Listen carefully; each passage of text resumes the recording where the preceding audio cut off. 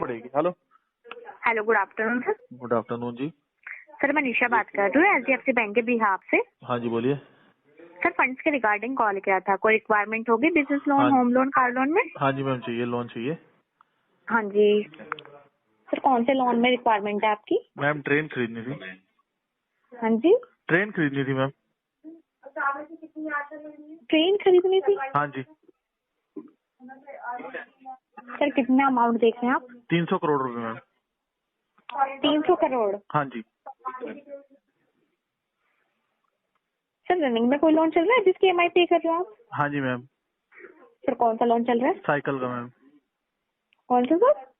Hero की cycle ली है ma'am. Hero की साइकिल। हाँ जी। सर ये कितने अमाउंट की ली थी? ये 1600 रुपए की मैम। 16? 1600 रुपए की। अच्छा।